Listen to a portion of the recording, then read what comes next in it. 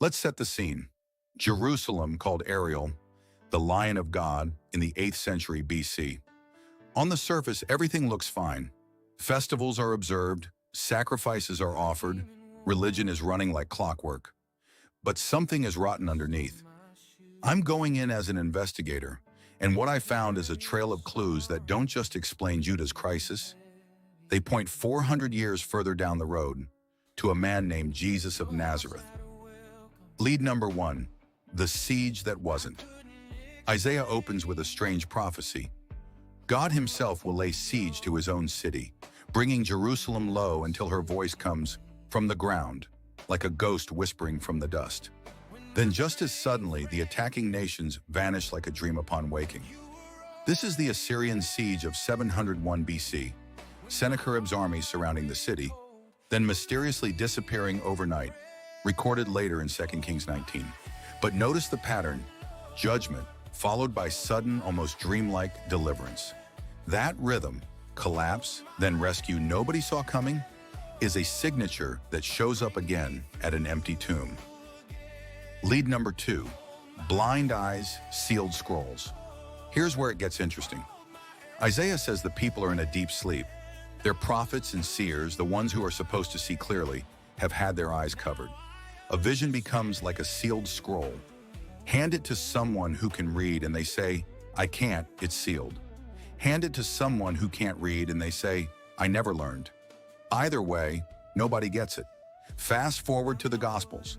Jesus tells parables specifically so that some seeing do not see.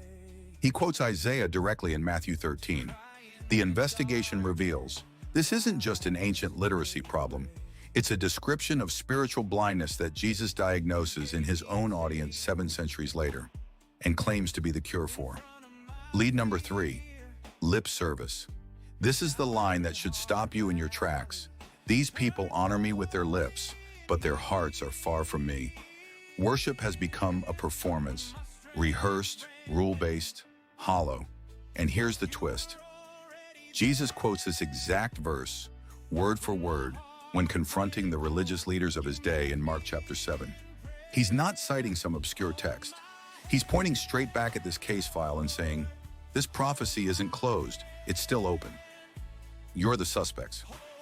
Lead number 4, the great reversal.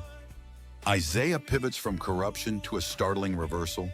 The deaf will hear, the blind will see, the meek will rejoice, the needy will celebrate.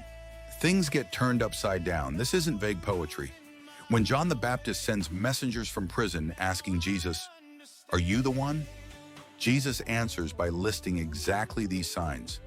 The blind see, the deaf hear, the poor have good news preached to them. He's reading Isaiah's case file out loud and saying, this is happening right now because of me. Lead number 5, the cornerstone. A few chapters later, Isaiah promises a stone laid in Zion, a tested, precious cornerstone, sure and unshakable.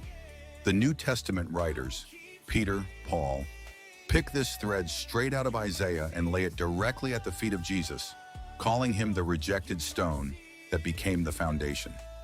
Case summary: what looked like a regional political crisis, Assyria at the gates, turns out to be evidence in a much bigger story.